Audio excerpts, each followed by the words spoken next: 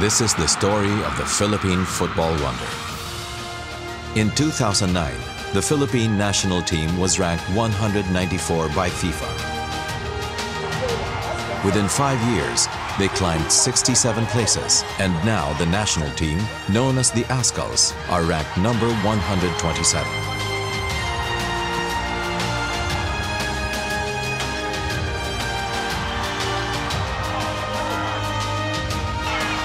For the first time, they became number 1 in Southeast Asia.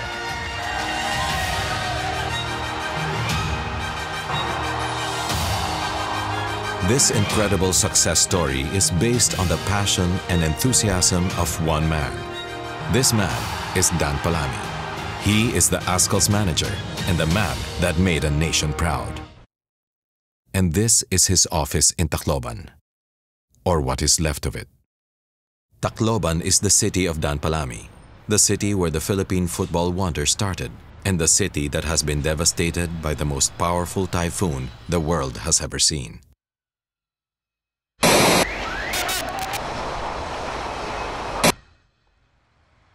On the day of Typhoon Haiyan, my staff, the carpenter, and 3 of his kids plus his wife were here in this office. And when the storm surge came from the sea, it was too strong and too high.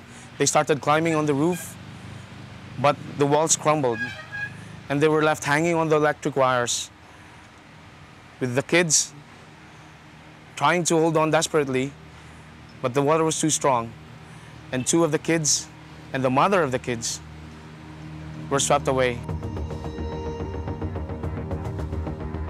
Dan Palami founded the Azkals in this stadium. Through his initiative and the rise of the Azkals, football fever caught Tacloban. A new generation of enthusiastic footballers was born.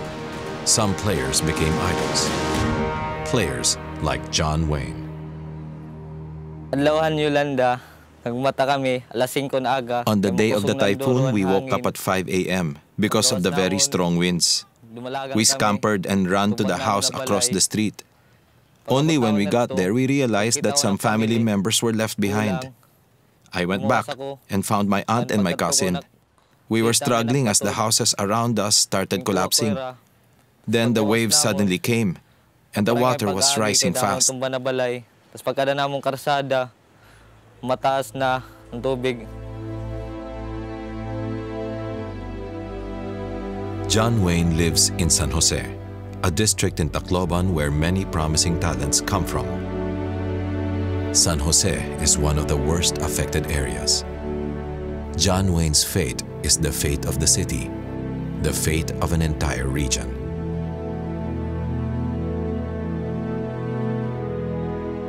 Almost everybody lost their homes, their relatives, or their loved ones.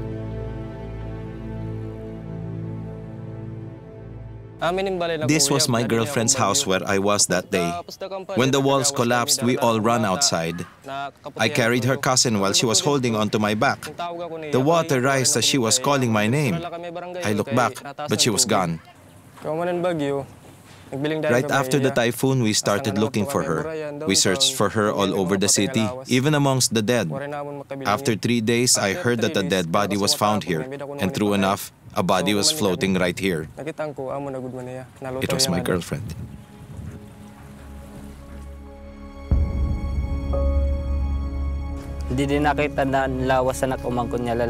This is where we found my nephew's body. It took us another month before finding the body of my little niece. I lost the things that I treasure the most. My jerseys, my spikes, even my socks. I don't have anything. I can't play football anymore because nothing is left to me. We're not able to save anything. Almost everything was lost. We're trying to live normally, but it's actually difficult because we don't have.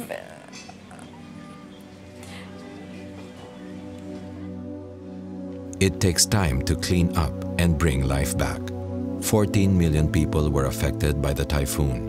1 million homes were lost. Millions lost their jobs and have no income anymore. The United Nations Development Program is here to help people restore their livelihoods. UNDP started employing thousands of people to clear debris. This gives people much-needed cash and hope. Through Cash for Work projects, 55% of the debris has already been cleared.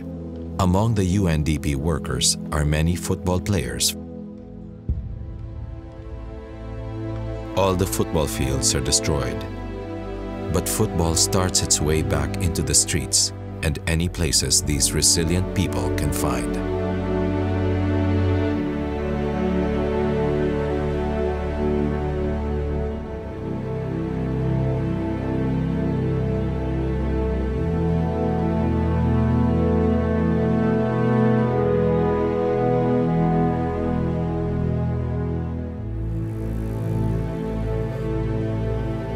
This is what remains of what we used to call our futsal center. Football centers have either been washed away or have become evacuation centers. But the children are eager to play. And that's why we came up with a program where everywhere we see an open space, we turn it into a football field. Dan's program is bringing food and football to the poor areas. After the feeding, the children play football under the guidance of professional coaches. It brings back joy, hope, and a feeling of normalcy. These children have started to make their first steps, their first kicks into their new life after the disaster caused by Haiyan. They have lost almost everything, but they are not broken. They need our help. They cannot do this alone, and they need you to take these steps with them. These kids, they have found their joy, their hope, and their home in football. And football, it has found its home in Tacloban. Please, don't forget Tacloban, so that football may come home.